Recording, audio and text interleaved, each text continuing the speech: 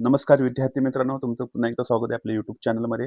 आपल्याला माहिती आहे उद्याच कंबाईन ग्रुप सी ची मुख्य परीक्षा आहे, ज्यासाठी आपण 5 ते 6 महिने काय केलेले आहे, वाट बघितलेली आहे. आपली एक्झाम झाली होती, लक्षात ठेवा मित्रांनो. 11 जानेवारी 11 जानेवारी नंतर आपल्या आता एक्झाम होते मेन्स. तर कधी होते? 12 जुलै. एक 6-7 महिन्याचा काय केलेला आहे, कालावधी गेलेला आहे. आणि आता काय करायचं बघा, शेवटचा दिवस आहे. याच दिवशी काय करायचं हे महत्त्वाचं आहे. मुलं ह्या दिवशी पॅनिक होतात. ह्याच दिवशी मुलं काय येतात, स्ट्रेसमध्ये येतात. कारण का आपण ऑलरेडी 7 महिने काय केलेलं आहे, 6 महिने अभ्यास केलेला आहे. सो त्याच्यावर ट्रस्ट ठेवता आला पाहिजे. तर काही मुलं त्याच्यामध्ये कमी पडतात. आता बघा आपल्याकडे जागा आहेत किती? एक 1700-1800 किंवा एक 1800-1900 आपण जागा म्हणू शकतो. आणि त्यासाठी आता इथे जे मेन्स देणार आहेत ते किती असणार आहेत? एक 17-18,000 त्याच्यापेक्षा जास्त असणार आहेत. सो त्याच्यातून आपल्याला काय व्हायचं, सिलेक्ट व्हायचं. तर आपल्याकडे एक व्यवस्थित काय असलं पाहिजे, टेम्परामेंट असलं पाहिजे, ते अभ्यासाचं नियोजन असलं पाहिजे, वेळेचं नियोजन करता आलं पाहिजे. ओके. सो मला एवढंच सांगायचं की तर जे काही एक दिवस आहे किंवा उद्याच्या एक्झाममध्ये डेला काय काय करायचं आहे, काय करायचं नाही, ह्या गोष्टी आपण आजच्या लेक्चरमध्ये काय करूया, चर्चा करूया. शेवटपर्यंत व्हिडिओ बघा. नक्कीच तुम्हाला याच्यातून काय होईल, फायदा होईल. काहीतरी एक म्हणतात ना 1% जरी मी तुमच्या माइंडमध्ये काय करणं पॉझिटिव्ह टाकण्याचा प्रयत्न केला, तर माझ्यासाठी ते खूप असेल. सो शेवटपर्यंत हा व्हिडिओ बघा आणि आवडला तर नक्की ह्याला काय करा, लाईक करा. ओके. सो काय करायचं बघा, आपण भरपूर सारे एमसीक्यू सोडले, भरपूर सारे आता अभ्यास केला 6-7 महिन्यामध्ये. भरपूर वेळा आपण रिव्हिजन केली असेल, रिकॉल केलं असेल. ओके. सो आता महत्त्वाचं आहे की तो 1 तास, उद्याचा 1 तास आणि आजचा दिवस. आजचा दिवस का महत्त्वाचा आहे? आजचा दिवस असा महत्त्वाचा आहे, इथे तुम्हाला असं काही घटना आपली घडली नाही पाहिजे की आपण कुणाशी कॉलवर, कुणाच्या भांडणामध्ये वगैरे असं समाविष्ट व्हायचं नाही, समावेश घ्यायचा नाहीये. अदरवाईज आपलं म्हणतात ना मन डिस्ट्रॅक्ट होण्याचे चान्सेस भरपूर असतात. कुणाचे कॉल्स घेऊ नका. नाहीतर तो काहीतरी न्यूज द्यायचा, आपण म्हणतात ना पूर्ण दिवस त्याच गोष्टीचा विचार करत राहू. ओके. सो अव्हॉइड करा असे फोन कॉल्स वगैरे, असे मित्र वगैरे अव्हॉइड करा जे तुम्हाला डिमोटिवेट करतात. ओके. तो शांत राहा, शांत बसून राहा. काही अभ्यास नाही केला तरी चालेल. आपण 6-7 महिने काय केलेलं आहे, या गोष्टीचा अभ्यास केलेला आहे. सो स्वतःवर विश्वास ठेवा आणि शांत बसा हा दिवस. ओके. सो पहिली गोष्ट काय करा, आजच्या दिवसामध्ये हॉल तिकीट तुमची जी काही प्रिंट आहे ती काय करा, स्पष्ट आपली जे काही कलर प्रिंट असेल तरी चालेल. 2 ते 3 प्रिंट मारून ठेवा. पेपर 1, पेपर 2 2 प्रिंट मारून ठेवा. ओके. आणि काय करायचं, हॉल तिकीटवरचं नाव वगैरे आपलं व्यवस्थित आहे का ते बघा. ओके. नंतर रोल नंबर तपासून बघा. रोल नंबर भरून घ्या थोडासा. ती प्रॅक्टिस होऊ द्या. ओके. आता तसे आयोग काय करतो, नाव वगैरे अगोदरच टाकून देतो. तुम्हाला तुमचा रोल नंबर टाकायचा असतो, पण याची प्रॅक्टिस करा. चुकून जरी तुम्ही नंबर प्रेशरमध्ये काय केलं 7चा 8 टाकला, तर तुमची पूर्ण काय झालेली एक्झाम काय झालेली आहे, स्पॉईल होणार आहे. सो प्रॅक्टिस करा. 10-1 वेळा काय करा, प्रॅक्टिस करा रोल नंबरची. मग सवय लागली पाहिजे त्या नंबरची. नंबर पाठ झाला तरी चालेल. सो काही जण मुलं इग्नोर करतात रोल नंबरला. इग्नोर करू नका. तो हॉल तिकीट घ्यायला विसरू नका. ओरिजिनल आयडी कार्ड तुमच्या सोबत ठेवा. या छोट्या-छोट्या गोष्टी आहेत, पण एखाद दुसरी गोष्ट जर राहिली, तर आपण खूप साऱ्या प्रेशरमध्ये येतो. उगाच पॅनिक येतो. जो पेपर आपला चांगला होणार असतो, तो पेपर म्हणतात ना घाण होण्याची शक्यता काय असते? जास्त असते. आधार कार्ड असेल तर आधार कार्ड ठेवा. जे काय असेल ते. ओके. पॅन कार्ड आणि ओरिजिनल आयडी जे काय असेल ते ओरिजिनल आयडी तुमच्यासोबत असली पाहिजे. ओके. फोटोकॉपी स्वीकारत नाही. मोबाईलमधले ते काही घेत नाही. ओरिजिनल आयडी कार्डच लागते. वेळेआधी पोहोचा. का सांगतोय बघा मित्रांनो, काही मुलं गेट बंद होता काय करतात, केंद्रात पोहोचतात, धावत जातात, धापा टाकत जातात. ही गोष्ट खूप चुकीची आहे. आपल्याला अर्धा तास 45 मिनिटं जाऊन तिथे उभं राहायला लागलं तर चालेल, बसायला लागलं तरी चालेल. ओके. किमान 1 तास आधी काय करा, तिथे पोहोचा.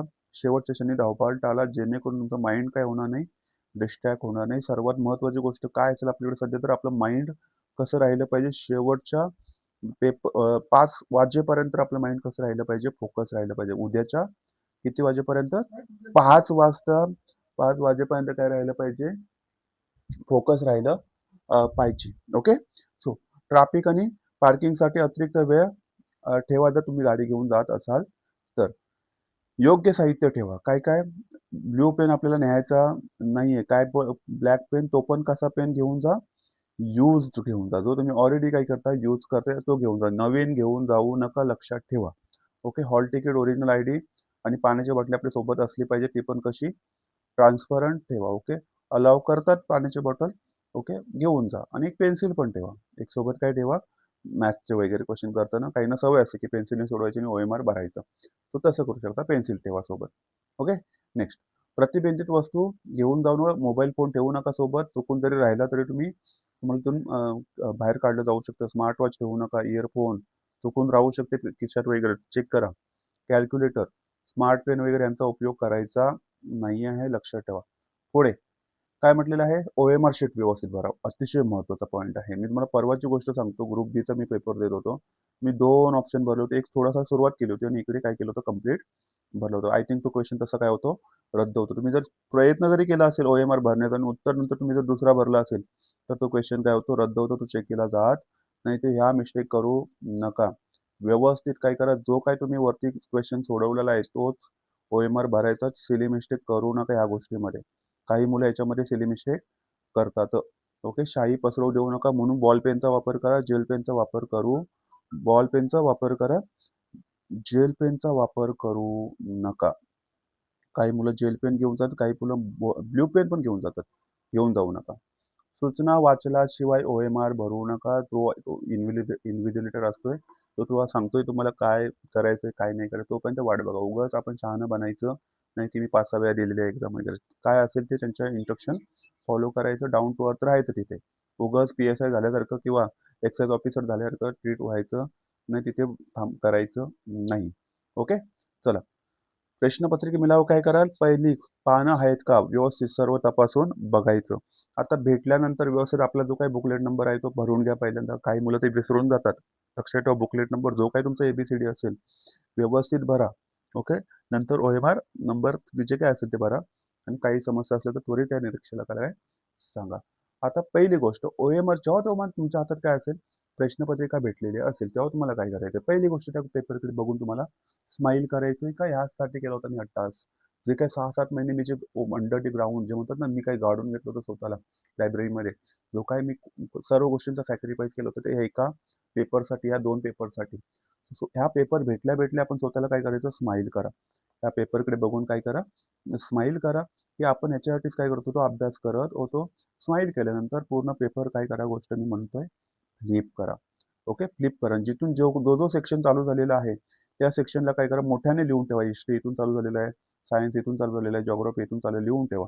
कारण का, एकच तासच असणार आहे तुम्हाला आणि तुम्हाला तो क्वेश्चन पेपर काय करायचा, अटेम्प्ट करायचा आहे पटापट पटापट. ओके, सो जे काय असेल ते पटकन लिहून ठेवायचं तिथे. आणि जो तुमचा इझी सेक्शन आहे तो सिक्वेन्स तयार ठेवा. जर जॉग्राफीवर तुमची कमांड चांगले असेल, पॉलिटी, हिस्ट्री, ओके, नंतर तुम्हाला वाटते की मला इकॉनॉमीमध्ये जायचं आहे, नंतर मी मॅथ्स रिजनिंग घेईन किंवा मी मॅथ्स रिजनिंग पहिल्यांदा घेईन, असंही चालेल. सोपं असेल तर इकडे घ्या आणि हा सिक्वेन्स तुमचा फिक्स राहू द्या. नंतर एक त्याला प्लॅन बी ठेवा. जर जॉग्राफी कठीण वाटतंय तर पॉलिटी पहिल्यांदा घ्या, पॉलिटी कठीण वाटतंय तर जॉग्राफी पहिल्यांदा घ्या. अशा पद्धतीने. ओके, आपण पहिली फेरी दुसरी फेरी करू शकत नाही, तरीही जास्त वेळ घेणारे जर प्रश्न असतील तर शेवटी ठेवा. ओके, त्याला जास्त हात घालू नका. आणि लक्षात ठेवा, मराठी ग्रामर आणि इंग्लिश ग्रामर मॅक्झिमम अटेम्प्ट करण्याचा काय करा, प्रयत्न करा. आणि इकडे थोडीशी रिस्क कमी घ्या. कुठे, GS2 मध्ये. कारण का, मराठी आणि इंग्लिश ग्रामर असं आहेत की जे स्कोरिंग सब्जेक्ट आहेत. मुलं इथे 170 160च्या वरती स्कोअर करतात, 180 पर्यंतही मुलं स्कोअर करतात. लक्षात ठेवायचं. निगेटिव्ह मार्किंग लक्षात ठेवा. उगाच जर एखाद्या गोष्ट क्वेश्चन येत नाहीये त्याला उगाच तुम्ही काय करू नका, अटेम्प्ट करायला जाऊ नका. ओव्हर अटेम्प्ट पण करू नका. मी म्हणेन की मराठी पहिल्या पेपरचा अटेम्प्ट तुमचा 90 प्लसच असला पाहिजे. मी तर म्हणेन 95 प्लस असला पाहिजे किंवा 100च्या 100 केला तरी चालेल. आणि GS2 जो आहे तिथे थोडीशी रिस्क काय घ्या, कमी घ्या. जर काही गोष्टी माहिती नसेल तर क्वेश्चन सॉल्व्ह अटेम्प्ट नाही केले तरी चालतील, पण 90 प्लस ठेवा. किती प्लस ठेवा, 90. एखाद्या प्रश्नावर जास्त वेळ वाया घालवू नका. गेस वगैरे आता तुमच्याकडे आलेलं असेल त्याच्यावर थोडंसं ट्रस्ट करा, गेस करा. मी म्हणतो ना, एकदा तुमचं नॉलेज संपलं तर तुमच्याकडे काय काय गोष्टी असल्या पाहिजेत. पहिली गोष्ट, तुम्हाला गेस करायचं. काय करायचं आहे, गेस केल्यानंतर इलिमिनेशन टेक्निक वापरा. इलिमिनेशन टेक्निक वापरायला झाल्यानंतर कॉमन सेन्स ठेवा थोडंसं. ओके, कॉमन सेन्स ह्या गोष्टींनी, ह्या 3 गोष्टी जर सोबत ठेवल्या तर तुम्हाला नक्कीच अटेम्प्ट 90च्या वर करता येईल. प्रत्येक गोष्ट नॉलेजने होत नाही. ओके, नाही तर सर्व मुलं काय होतील, पास होतील. गोष्टी जे हे मुलंच पास होतात जे मेन्स क्लिअर करतात, ज्यांच्याकडे गेस चांगला आहे, ज्यांचा इलिमिनेशन टेक्निक चांगली आहे, ज्यांच्याकडे कॉमन सेन्स चांगला आहे. लक्षात ठेवायचं. ओके, वेळेचं व्यवस्थापन करा. मानसिक तयारी ठेवा. दुसरे विद्यार्थी किती अभ्यास केले याचा विचार आपल्याला गरज नाहीये. मला फक्त काय करायचं आहे, 300 प्लस मार्क आणायचे आहेत बस. बाकी माझी कॉम्पिटिशन कुणाची नाही. माझी कॉम्पिटिशन फक्त माझ्याशी आहे. मला 300 प्लस मार्क आणायचे. कठीण प्रश्न दिसले घाबरायचं नाही, ते आपल्यासाठी नाहीत. असे क्वेश्चन खूप सारे आयोगाने पेरलेले असतील. एक 15 ते 20 क्वेश्चन तुमच्या पेपरमध्ये असणार. वेगवेगळ्या ठिकाणी ते क्वेश्चन पेपर असणार, क्वेश्चन असणार आहेत. ते क्वेश्चन दिसले ते क्वेश्चन काय करायचे, अगोदर पहिल्या याच्यामध्ये सोडवायचे. नाहीतर एखादी हिंट दिसते का ते बघायचं, एक्झॅजरेट केलंय का ते बघायचं. नसेल काय केलं तर सिंपल तो क्वेश्चन काय करायचं, सोडून द्यायचा. स्वतःच्या रणनीतीवर काय करा, विश्वास ठेवा.